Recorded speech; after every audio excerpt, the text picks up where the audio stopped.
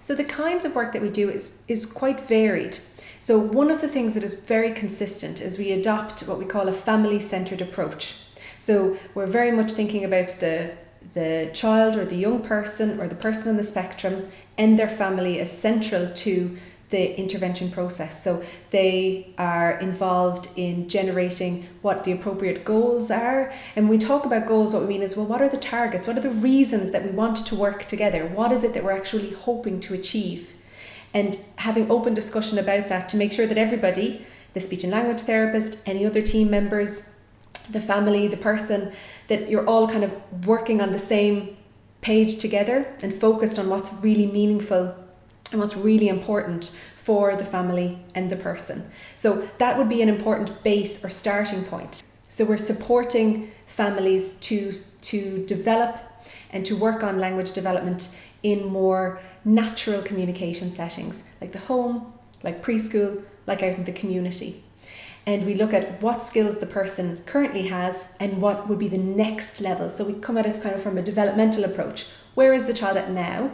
Where would be the appropriate next step when we think generally what happens next in development? And we'd look at supporting the family, the person to move to that next step of development in those very natural communication settings. We'd be building responsive communication partners who are tuned into the child, tuned into their way of communicating, and then tuned into how to support them to get to that next level in communication. It might be that some of the approaches that you see then are what we would call more kind of clinician directed, or more based on trying to elicit, for example, certain words, certain sounds, maybe coming from a more behavioural perspective, where we're thinking about how we give somebody or encourage somebody to change a behaviour in some way. Lots of what we do also, and it might be that it's most appropriate that you're engaged, for example, in parent training, and that would be potentially one-on-one, or it might be with a group of parents. And often parents quite like the group approach because actually you have that social element where you're all learning the same information together, and then you're thinking about how it applies specifically to your child. It might be offering and working more specifically with a school setting or with a preschool setting.